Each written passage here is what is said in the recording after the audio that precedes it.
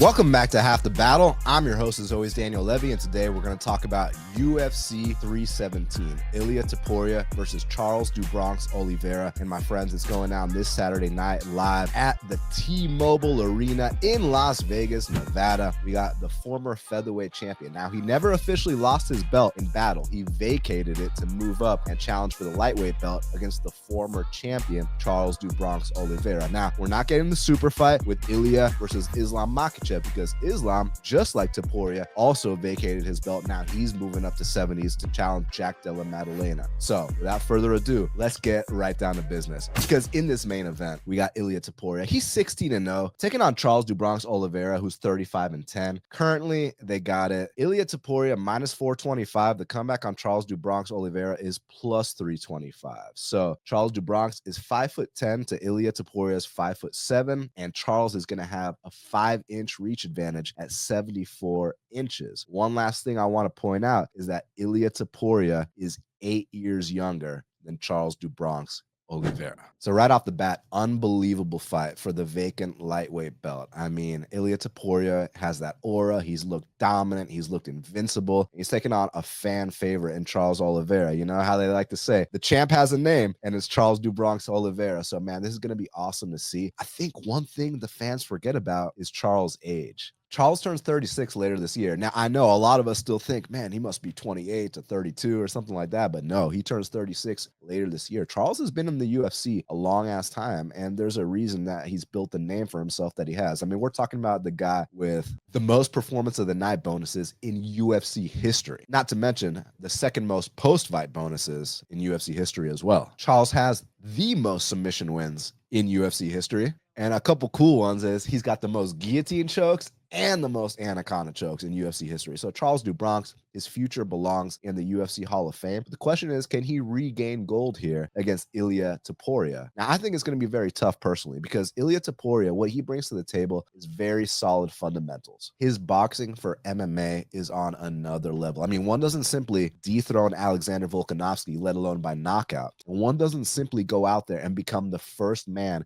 in MMA history to knock out the great Max Holloway. And that's exactly what Ilia Topuria did. So for him, he was like, dude, I did my job. I beat the two GOATs at featherweight. Now, no one pile on me. I got love for Jose Aldo too, but you know, we are in 2025. Max Holloway and Alexander Volkanovski are arguably the featherweight GOATs at this time. And Ilia didn't just beat them. He knocked them both out in devastating fashion. And one thing that often doesn't get talked about is Ilia Topuria's ground game. He's got a Greco-Roman wrestling background. He's a black belt in jiu-jitsu. In addition to that, he's got the insane one-hitter quitter knockout power that you've seen on display many times. Now, one dynamic about this fight that I really want to talk about is that Charles Oliveira has a knack for getting dropped in fights and then coming back and winning those fights via finish. Some examples include against Dustin Poirier, against Justin Gaethje, even against David Tamor. Now, the difference between those fights and the Islam Makhachev fight was that when Islam Makhachev dropped Charles Oliveira, he didn't have any kind of hesitancy to follow Charles Oliveira to the ground, similar to how Dustin or Justin did. When Dustin and Justin dropped Charles, they told him, hey, get back up, because they don't want no smoke on the mat with someone like Charles Oliveira. Do you blame them? I don't. But Islam Makhachev, he's like, screw it. You're down on the ground. I'm going to follow you down, and I'm going to pass your guard. I'm going to arm triangle you. That's what Islam Makhachev did. Now, the reason I'm bringing that example up is because Ilia Topuria, similarly to Islam Makhachev, I don't think he's going to feel any threat on the mat whatsoever. In fact, I think when he drops Charles Oliveira, he's going to follow him up and try to finish the fight right then and there. And I think that's why we're seeing such a wide line here. Now, one other thing I want to bring up is that similar to how Charles has gotten dropped in fights and come back, Ilia's actually done the same thing too. Now, I know a lot of people remember when Jai Herbert dropped Ilia Topuria with a head kick. Ilia comes back and wins that fight via devastating knockout. But actually, on Ilia Topuria's regional scene, his last fight before his UFC debut, he also got dropped with a head kick in that spot. And right then and there, I learned what kind of heart Ilia Topuria has, because in that fight as well, he came back and he knocked the guy out in vicious fashion. So if you're going to drop Ilia Topuria, you better go ahead and follow up, because if not, you're just going to piss the guy off. And when you stand in the pocket with Topuria, chances are you're going down. So with all that being said, of course, Charles Oliveira will always have a danger factor. He's got the experience. He's got everything you need in a fighter. But I simply think that right now is Ilia Topuria's time for greatness. It's his moment. And I think he's going to come out here and defeat Charles do Bronx Oliveira and claim the vacant UFC lightweight title at UFC 317. I think that when he drops Charles Oliveira, he's not going to be hesitant to follow him into his guard. He's not going to be like, oh no, get back up. He's going to follow him right down to the ground and pound, possibly try to set up a submission. But either way, when he hurts Oliveira, he's going to pounce for the finish. And I think that's why Ilia Topuria is going to win this fight Saturday night. Co-main event in the evening in the flyweight division, we got the champ Alexandre Pantoja. He's 29-5, taking on the challenger Kai Kara-France, who's 25-11. Currently, they got it. Alexandre Pantoja minus 240. The comeback on Kai Kara-France is plus 205. So Alexandre Pantoja is 1 inch taller at 5'5". France is going to have a 2-inch reach advantage at 69 inches of reach. Kai is 3 years younger. He was born in 1993. So a lot of people don't know this, but there's actually a rematch. These two met on The Ultimate Fighter, the first ever season of the flyweights, back when Demetrius Johnson was on the show, you know, looking for a challenger. It ended up being Tim Elliott, of all people, that he fought for the title, but Pantoja was on that season, and Pantoja fought Kai Kara-France. Now, what happened in that fight? Kai Kara-France got off to a good start, which he usually does, but eventually, towards the end of that first round, Pantoja really started to take over, and then the second round, he broke Kai Kara-France. Now, I gotta say, Kai Kara-France has made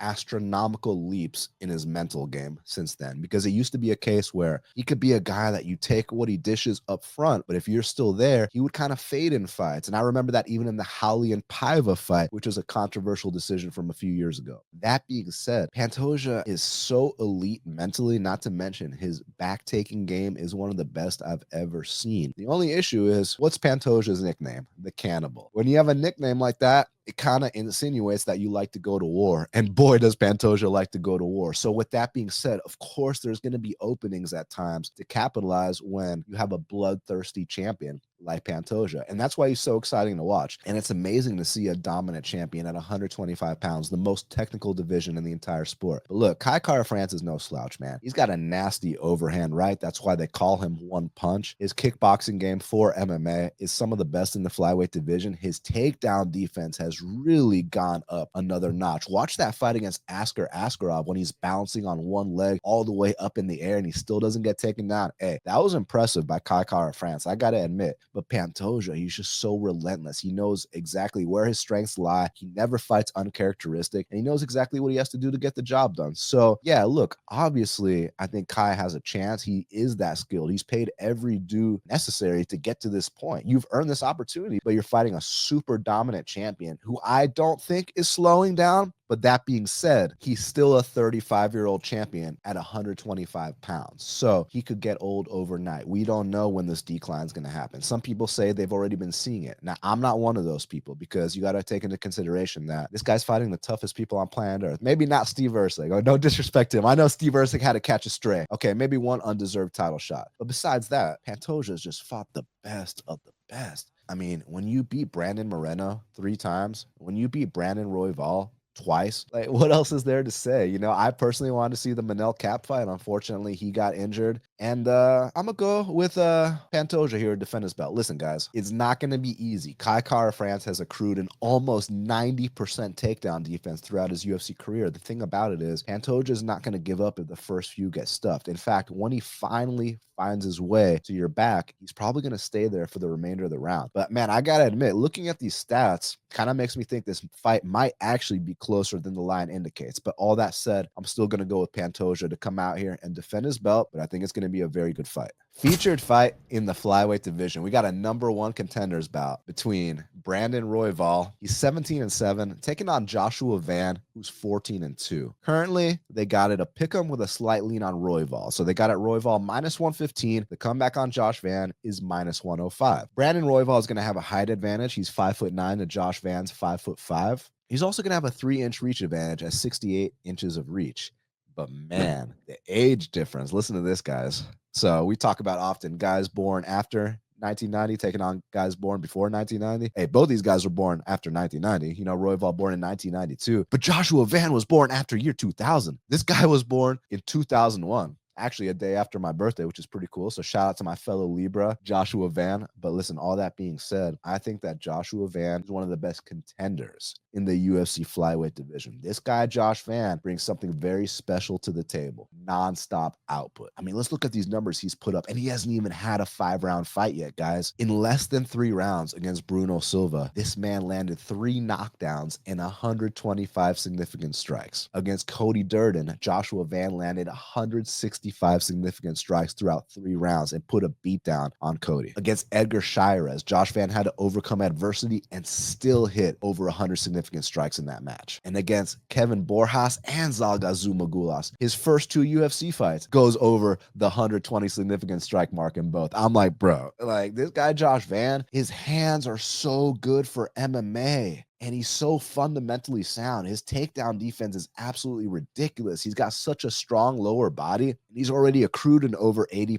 takedown defense. Now, I know this is a big step up in competition. Brandon Royval's ranked #1 in the world. Guys, if y'all listen to Half the Battle, you know we went out there and cashed on Brandon Royval. What was it? Plus 260, plus 270, maybe even plus 275 against Tatsuro Taira. I didn't think Taira was ready for the Royval test. But you know what, guys? I think that Joshua Van is very ready for the Royval test. Now, why do I think that? Because look, in this fight, you got kind of an unorthodox, wild risk taker in Brandon Royval. And the fact that he's been able to make it to the #1 spot in the world with that style, that's unbelievable. On the other side, you have the polar opposite in Josh Van, who, like I said, he's fundamentally sound. He's technical. He fights behind a jab. And I know early in his career, he liked to brawl, but it seems like ever since he took that setback to Charles Johnson, he's really matured a lot, and he's really molding into that contender that, you know, we saw the potential for in his UFC debut and even his regional footage. I feel like no one's exempt from that first L. He took it and he came back so much better since then. Not first L in the UFC. I mean, I know he took one in his regional scene as well. One more thing I want to say regarding this, just narrative wise, I don't know if a lot of people know this. Originally, this fight was supposed to be Manel Kape,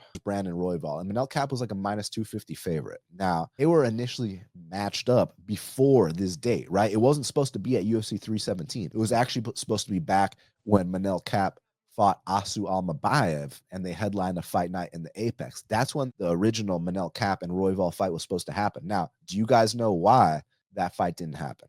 It's because Royval had to pull out due to a severe concussion. I'm not talking about, you know, he had a little headache for a day and then he was good to go. No, I'm talking about this guy had to be in a dark room. This guy would look at his phone. He couldn't see anything. It was all blurry. He had an insane headache for an extended period of time. His speech was slurring, and he thought he might not ever be the same, let alone fight again. So that's what we're dealing with. And he was going to take on the hardest hitter in Manel Kape there. So I thought that was a recipe for disaster for Royval. But now he's taking on Josh Van, who's an output machine, who's the most fundamentally sound boxer in the UFC flyweight division. And we know that Royval likes to take one to give one. Royval doesn't have the best striking defense in the world. He's been dropped in multiple fights. And I think that's a recipe for disaster on its own against Joshua Van. However, if we factor in the concussion talk, now this, again, that might be narrative, that might be speculative. It might have zero impact on the fight whatsoever. But we have to bring it up because it's a real thing. And you know what else is a real thing? Brandon Royval is going to get hit in the face in this fight multiple times. That's also real. So someone recently dealing with concussion issues, I'm talking about this year, 2025. I don't like the prospects of that. I know this is a big step up in competition, but again, this is not some guy who's 2-0, who hasn't tasted defeat, who thinks he's God's gift to fighting. This is a very humble young man who, like I said, already 8-1 in the UFC. I mean, what better fight for your 10th fight in the UFC than the #1 contender? And I think he's going to come out here and surprise a lot of people. So I actually like Josh Van to come out here, put the pace on Brandon Royval, output, head strikes, body shots, and eventually just show the difference in levels. I know that sounds crazy talking about the #1 guy in the world compared to a guy who might not even be top 10 right now, but you either recognize skill or you don't. And I like to believe that I do. I'm going Joshua Van here for the upset, and I'm going to bet him to win 2 units. Now, next up in the lightweight division, we got a matchup between Beneil Dariush. He's 22-6, taking on Renato Moicano, who's 20-6. Currently, they got it. Renato Moicano minus 135. The comeback on Beneil Dariush is plus 115. So I bet Beneil here at plus 120. Now, I get it. A lot of people are going to say, well, why would you do that, man? He's got no chin. He's been brutally knocked out his last 2 fights. Moicano's got some momentum. Let me tell y'all something. How many people has Moicano knocked out in his UFC career, let alone his MMA career? Zero. And don't try to technically beat Jalen Turner by knockout. Shut up, bitch. No, he didn't. That was a stunt by Jalen Turner. Not to mention that was a ground and pound TKO. That was not a knockout. You know, he did not drop him and then follow up. It was what we like to call a stunt of the year candidate. Now, I understand that Beneil has been brutally knocked out his last 2 fights, like I mentioned, against Charles Bronx, who's challenging for a title, and against Arman Sarukian, who should be challenging for a title. 2 guys that would absolutely destroy Money Moicano. So, number one, Money Moicano doesn't present a KO threat, I think. Now, watch that not be the case. Watch him get his first ever knockout here, like first real knockout against Beneil. But on paper, I think Beneil Dariush is a much better striker than Renato Moicano. Now, if we want to talk about jiu-jitsu being Renato Moicano's strong suit, have y'all seen the scrambles between Beneil Dariush and Gamrot? Like, have you seen the scrambles between Beneil Dariush and Carlos Diego Ferreira? I don't give a shit what kind of black belt Renato Moicano is. Beneil Dariush is a higher level black belt than that. So to me, and then when you want to talk about age, these guys were literally born in the same month, the same year, only a couple days apart. So to me, you're talking about 2 guys that are kind of on their way out, but which guy has always historically been better? Beneil. I mean, without question. And not only that, guys, when they were originally matched up to fight, Renato had a lot of momentum, right? He didn't take that title fight on short notice. He hadn't lost it. He was on his big win streak. He thought, hey, I'm going to get to a title fight. So if they met around that time, I think the confidence levels would have been a little bit different there, with Moicano having higher confidence. But them meeting up now after, Moicano had that title fight, I know it was a one-day notice. I know Islam's an amazing fighter, and I also know Islam would destroy Beneil too. But what I'm trying to say is now Renato knows he'll never be champion. Now Renato knows that he's not good enough for the highest level possible. And the reason I got to bring that up is because prior to the Islam setback, when he was on the big win streak, he had those delusions of grandeur. He wanted to fight for the title. He thought he could be a champion. Now he's got to know, with how easily he got shut down, let alone at his own game, that he's got zero chance in the title conversation. He's completely out of it. And in fact, now he's on the downside of his career. So him and Beneil are meeting at a very similar time for each other. But back to my original point, I just simply think Beneil is a better fighter than Moicano. Yes, Beneil could get chinned, but Moicano's never chinned anyone. He dropped Cub Swanson with a jab back at featherweight back in the day. That's the only example I can mention of Renato Moicano dropping something. But I've seen Beneil drop multiple people, and Beneil's got a nasty left kick from the southpaw stance that he throws to the body. And like I mentioned, the grappling, I mean, I don't see Moicano grinding out Beneil, let alone taking his back and choking him out. I know Chiesa did that back in the day, but man, I just see this being an honest scrap where Beneil Dariush has the edge and wins a unanimous decision. So I took Beneil Dariush here as an underdog play, 2 units at plus 120. Let's get it. Now, last but not least, in the bantamweight division, kicking off the main card, we got Payton Talbott. He's 9-1, taking on Felipe Lima, who's 14-1. And currently, they got it Felipe Lima minus 190. The comeback on Payton Talbott is plus 165. So both these guys were born in 1998. Payton Talbott has a 2-inch reach advantage at 70 inches of reach, and Payton Talbott's going to be 4 inches taller at 5'10". Felipe Lima fights out of the orthodox stance, whereas Payton Talbott likes to switch his stance. So already off the bat, these odds are very interesting, considering the fact that Payton Talbott went from being the biggest favorite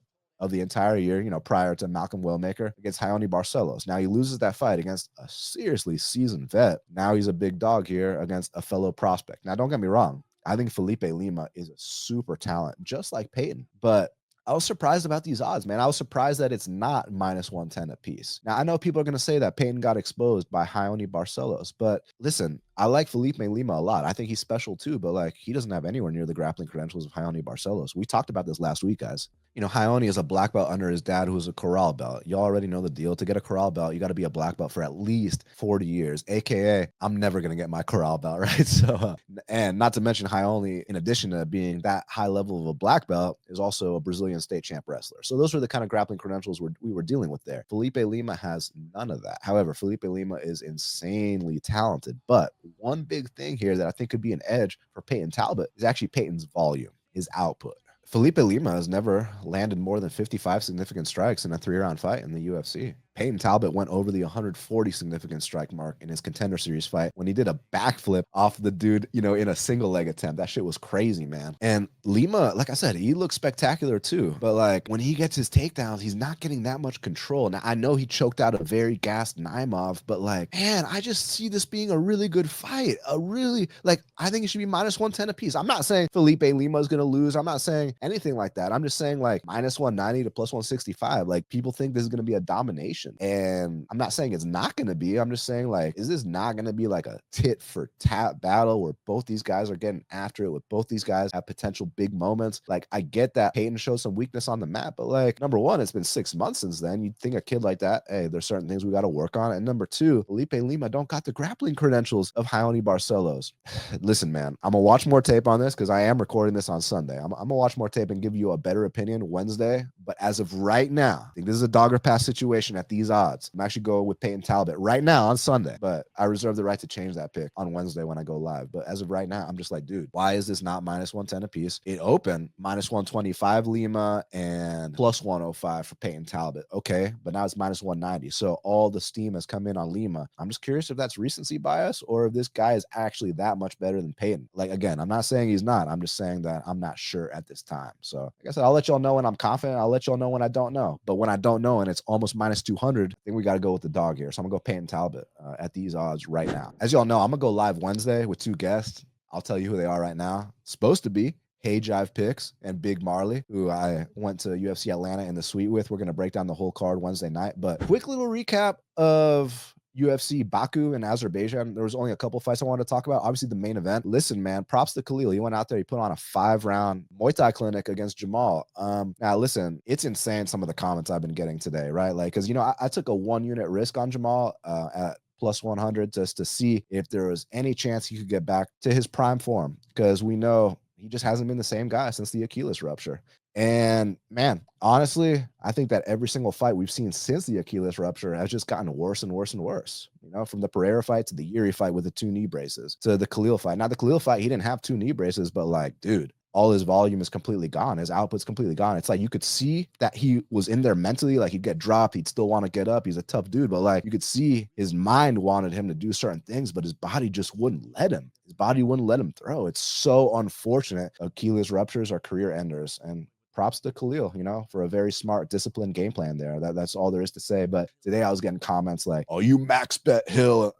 A 1-unit bet is a max bet? Yeah, you're a fucking idiot. And then I also got comments like, you see that? Hill was never good. It's like, you're comparing the form from the Khalil and the Jiri fights to the form that won the belt. It's like, can't even reason with some of these fans, man. You know, but when they only wiki cap, they don't actually watch fights. It is what it is. But I know what I saw, and I know that I scouted a guy who made his UFC debut, and I said this guy would be a champion, and he did become a champion. So I'm completely vindicated in how I touted Jamal as a prospect. Like I said he would be a world champion. He was a world champion. I never factored in a possible Achilles rupture to the mix, and it was what it was. He'll probably never be the same guy ever again. You know, these last 3 fights, it's like a far cry of the guy that I scouted coming up, you know, and people think it's the exact same guy. That's just because they don't know shit about fighting. But props to Khalil. That's all I got to say. And then one more shout I want to give is to Nazim Sadikov and Nick Mata. Dude, there's a reason y'all two got 100K, because you two went out there and put on the exact kind of fights the fans want to see. That was blood and guts. That was life and death. They stood in the pocket toe to toe until one man went down. Like, that's exactly what the fans want to see. So big shout out to Nick Mata and Nazim Sadikov on the well-deserved 100K bonuses. You love to see it. Someone was saying, why didn't Oral Boy get a bonus?